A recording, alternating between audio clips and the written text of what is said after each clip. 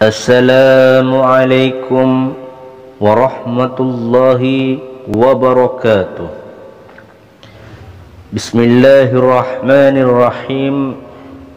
Alhamdulillah wassalatu wassalamu ala sayyidina Muhammad ibn Abdullah wa ala alihi wa sahbihi wa mawala. La hawla wa la quwwata illa billah. Amma ba'du. Saudara kaum muslimin rahimakumullah, di kesempatan ini saya ingin cerita akhirat saja. Suatu saat alam ini hancur sehancur-hancurnya. Bumi, gunung meletus, air laut tumpah ke darat, planet-planet bertabrakan, halilintar menyambar, angin topan bertiup, semua yang namanya hidup mati. Itu namanya kiamat. Lalu kita akan dibangkitkan di padang mahsyar, dibangkitkan dari kubur kita masing-masing. Dan subhanallah, pada kita saat bangkit dari kubur itu, keadaan muka kita ini menurut suatu riwayat berubah menurut amalan kita masing-masing. Jangan heran suatu hari nanti ketika dibangkitkan dari kuburnya itu, mukanya berubah jadi muka tikus. Hebat sekali. Badannya badan manusia, tangannya tangan manusia, mukanya muka tikus. Sebab apa? Sebab amalannya di dunia amalan tikus. Apa amalan tikus itu? Suka menggerogoti barang yang disimpan rapi-rapi. Itu nanti koruptor-koruptor yang menggerogoti uang rakyat, nanti bangkit mukanya muka tikus. Nauzubillah. Ada lagi bangkit dari kubur, mukanya berubah jadi muka harimau. Kenapa? Waktu di dunia amalannya amalan harimau. Apa harimau itu? Mau menang sendiri, keras kepala. Di mana ada hutan, rajanya pasti harimau. Padahal hutan belum pernah ada pemilihan umum. Tapi harimau tidak peduli ada pemilihan umum atau tidak. Saya tetap raja hutan, kata harimau.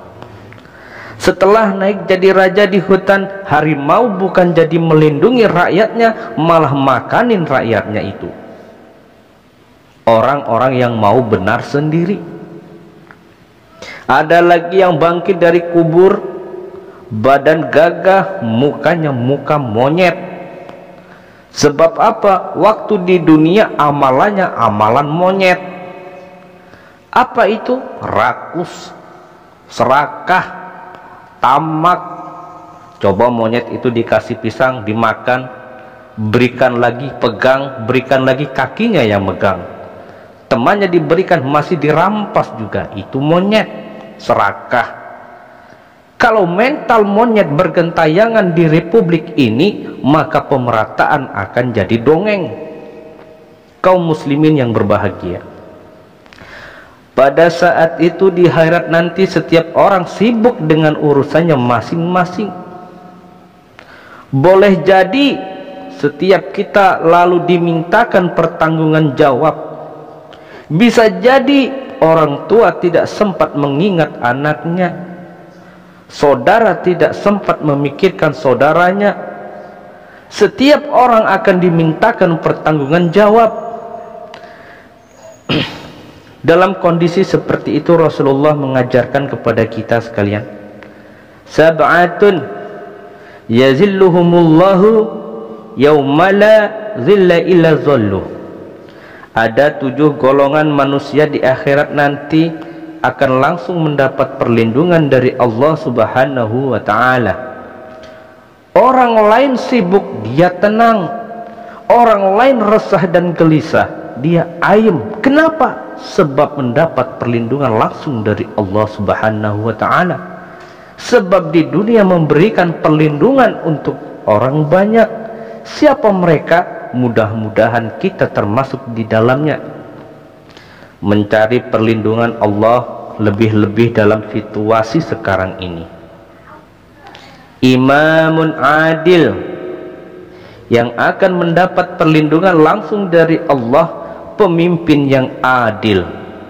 Sebab apa?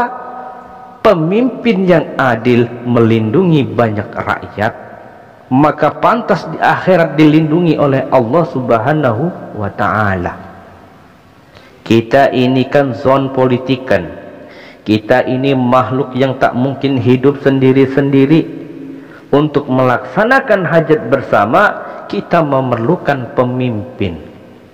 Memilih pemimpin itu tidak sulit dalam fikih kita sholat. Itu dijelaskan bagaimana dalam memilih imam. Siapa yang diangkat jadi imam? Pertama, a'lamuhum, yang paling alim di kampungmu siapa? Angkat jadi imam. Yang paling alim, yang paling menguasai persoalan sehingga membawa bangsa keluar dari kesulitan. Pemimpin yang bisa menyelesaikan masalah, bukan yang menimbulkan masalah.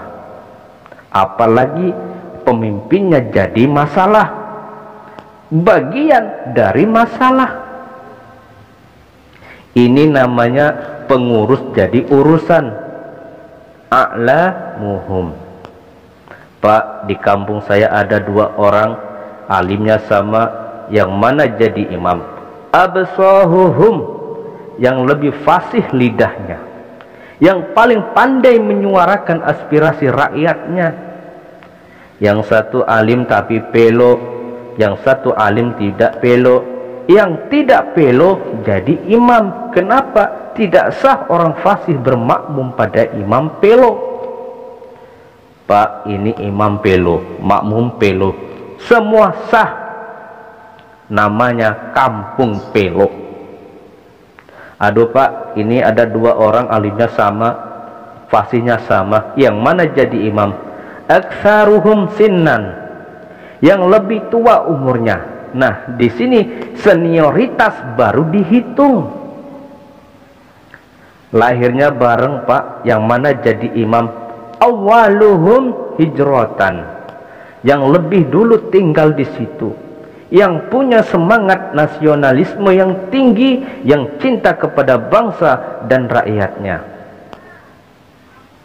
Sudah ada imam? Sudah, ayo azan. Apa azan itu? Proklamasi sholat mau dimulai. Sudah azan? Sudah, qobliyah 2 rakaat. Apa qobliyah itu? Dulu ada namanya panitia persiapan kemerdekaan Indonesia. Sudah qobliyah? Sudah, luruskan shaf. Atur barisan yang lurus. Rapatkan barisan. Apa ini? Bentuk pemerintahan yang kompak, yang bersih, berwibawa. Jangan sesama elit saling tawuran. Luruskan shaf, lalu shaf paling terdepan hendak dikasih 2 orang, hendak dikasih 1 orang sedikit alim. Tidak perlu alim betul. Sebab kenapa? Kalau imam keliru, dia bisa tegur. Kalau imam salah, dia bisa tegur. Kalau imam batal, dia bisa gantikan. Ini wakil-wakil makmum, DPR, DPRD. Wakil-wakil makmum sudah, ayo imam pimpin sholat. Sepakati dulu kita mau sholat apa, rakaatnya berapa, surah yang mau dibaca apa, pakai sujud tilawah apa atau tidak, supaya makmum tidak kaget-kagetan. Rakyat harus dikasih tahu pemimpinnya mau kemana, misinya apa, supaya makmum ikhlas. Jelas? Hadirin yang saya hormati, kita memerlukan pemimpin yang adil, yang menaungi rakyatnya, sehingga dengan demikian nanti mereka akan dinaungi langsung oleh Allah Subhanahu wa ta'ala. Mudah-mudahan Allah memberikan kepada kita rakyat dan bangsa Indonesia ini pemimpin yang adil. Saya yakin perjalanan waktu akan menghantarkan kita di mana orang-orang akan terbuka topengnya, sehingga jelas mana pembela rakyat, mana penyengsara rakyat. Akhirul kalam, ila liqa wassalamah, wabillahi taufiq wal hidayah. Wassalamualaikum warahmatullahi wabarakatuh.